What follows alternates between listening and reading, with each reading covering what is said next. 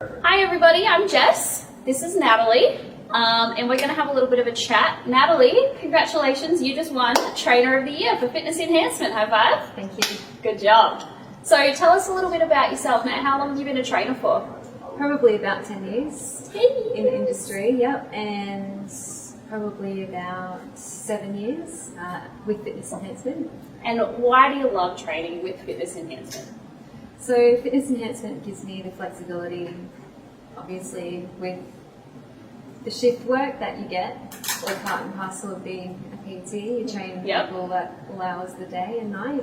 I really enjoy having the flexibility that Fitness Enhancement gives you with the morning and the evening, and I can just make the hours and have those hours when I want. So that's great, being in the industry for so long and just going through the motions of the years prior that you tend to do as a trainer starting off. Yep, and you've got to the point now where you're one of the senior trainers here, and you've just won the Trainer of the Year, so obviously you're doing something right.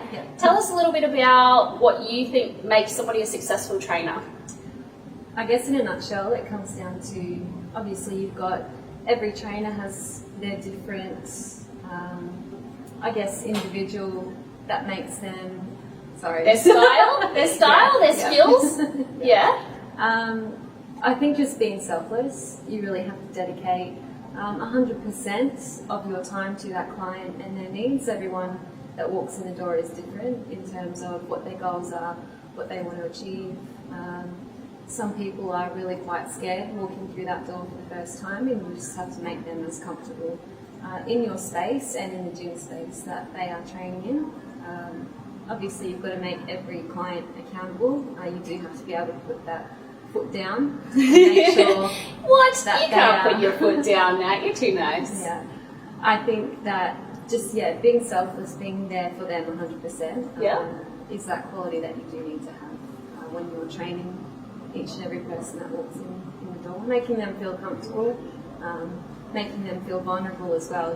You need to make sure that they can be completely open and honest with themselves. So give them a safe environment to sort of feel comfortable with you. Awesome. And what would your number one tip be to other trainers to help them be as amazing as you are?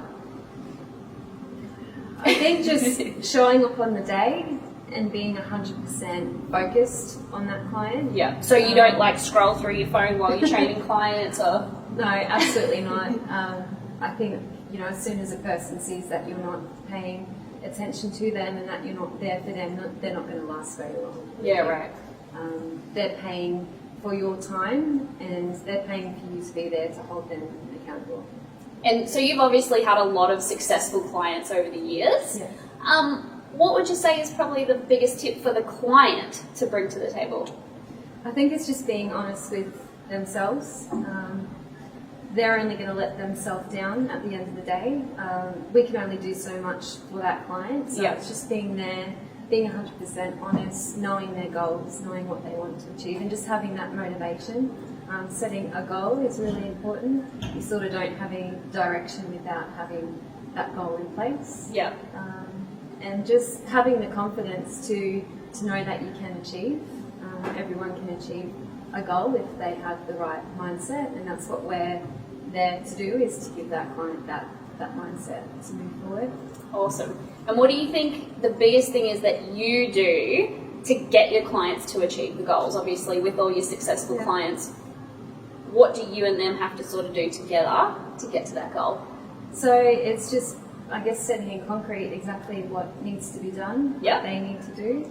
Like having not just a goal, but also like a step-by-step plan of how to get there, or So a lot of what we do happens in the gym. It's making sure that what happens outside the gym is also in motion. A lot of the time the slip-ups are not, in our side. It's the client. When they go home, it's what they're doing when they leave the door. And how do you help them stay on track with that? Do you have people keep journals, or what do you do? I think it's just the little things. So whether it's a text message, a phone call, just to remind them that you're there and you're on them. Absolutely. Whether it's a food diary, whether it's an exercise diary, something at home. just the little things like birthdays, Christmases. And that's why you're amazing, Nat. Oh, thank you. Just making sure that you're there on their journey. Awesome. Just not when they're in here, it's when they're out in the real world, and that's the hardest to stay on the right track, is when obviously there's nobody right there. We're not there with them. Yeah.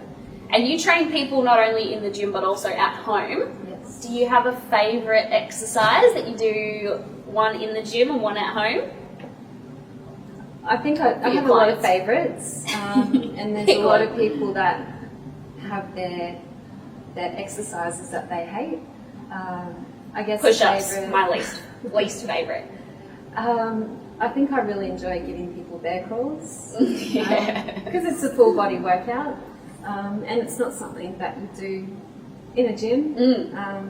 Very functional, boring. isn't it? Yeah, it's boring. It makes things interesting. Some people think it's not. But Do you ever make people crawl under the table? No. Oh, what? Okay. All right, that's Got to keep it simple. Okay. Yeah, Well, Nat, you're a legend. You have been the favourite trainer of the clients and the staff, so congratulations. Thank you. Thanks for your time.